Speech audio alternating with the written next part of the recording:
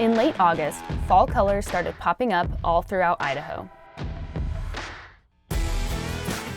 This time of year, everywhere you looked was just spectacular. We had a buddy come meet us in Idaho for some dirt biking and to help us with a current film job. We spent a couple days filming and camping here. We found camp in an area surrounded by fall colors and loaded our camera gear on the bikes to film on the trails. Here's us in action and some of the final product. All right, we're going to the next location. Moby, sick location.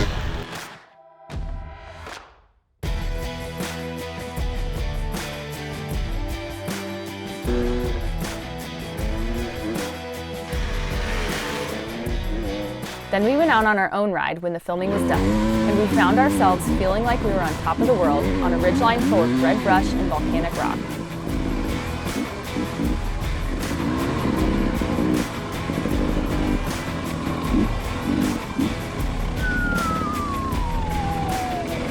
Look at that.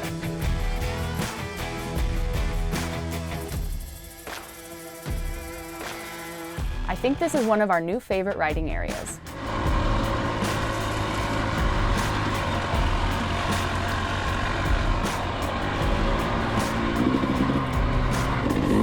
Guys, I'm never scared of heights until it involves me having to go downhill on a ledge on my dirt bike. And this is how slow I was compared to Blake. But look at these views. Those ledges were worth it.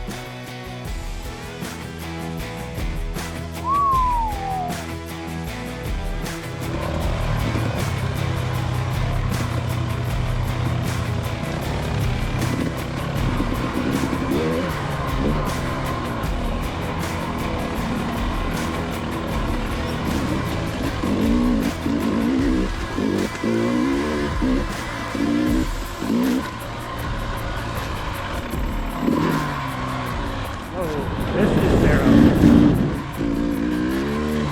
Perfect Idaho gold right here.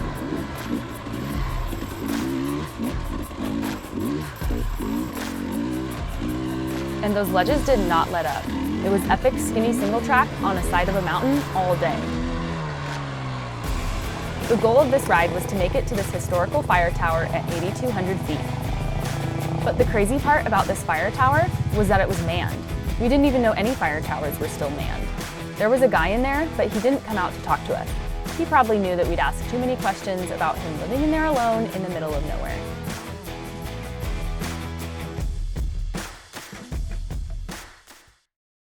That trip ended our time in western and central Idaho.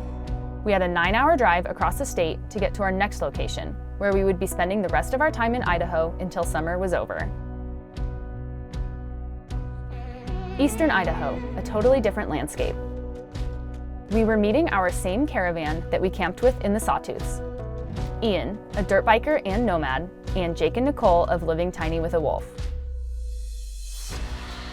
We got here on Labor Day weekend and found a decent spot despite some crowds. We were excited to see the pups again, and I think they were excited to see us too.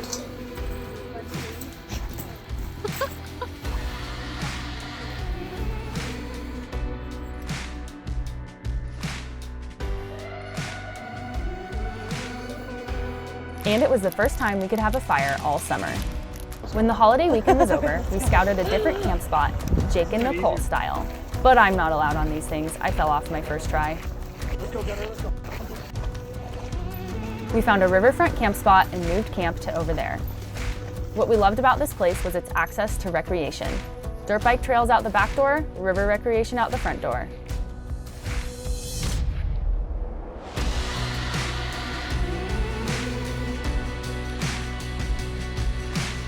It was such a nice place to stay for 2 weeks with friends.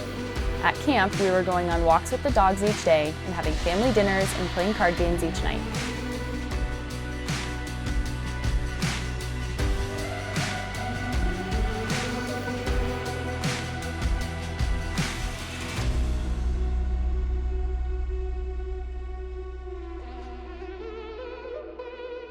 Blake and Ian checked out the trails. The trails here take you up to high alpine on skinny ridgelines, and if it wasn't still smoky from the fires all season, you could probably see all the way to the Grand Tetons.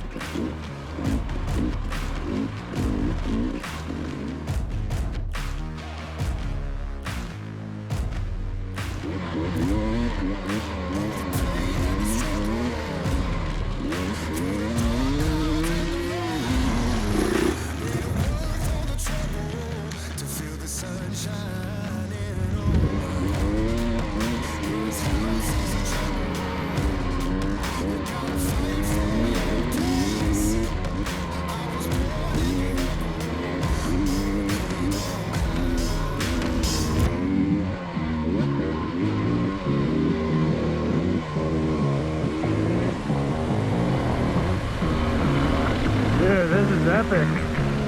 Woo!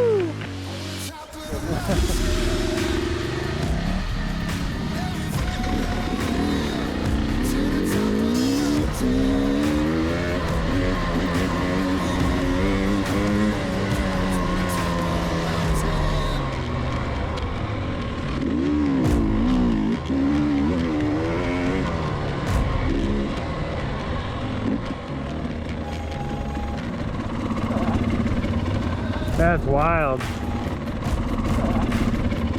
So you turned around here, huh? Further up, yeah. All right.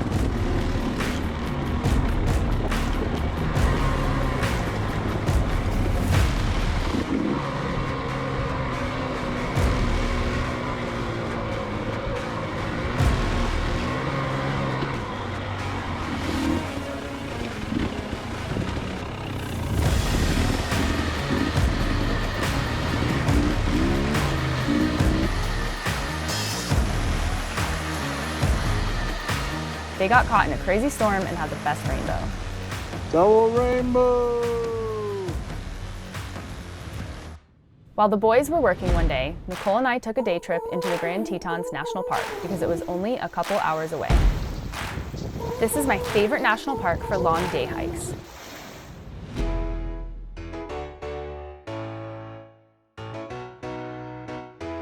We've been here a bunch before, but never in the fall.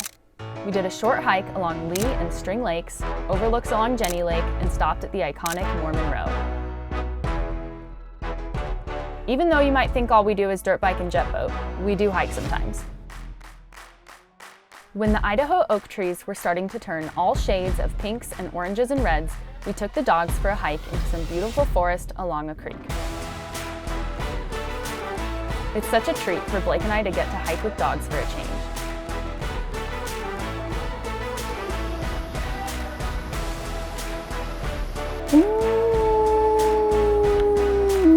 I think Cruz was feeling in his element. And Gunner, as always, just wanted to chase rocks. We made a goal this summer of moving less often and meeting up with friends more, and we were really enjoying that change of pace. Tune in next episode to find out what kind of shenanigans we'll drag our friends through on their first mini jet boat experience on a river. And we're walking. We got stuck.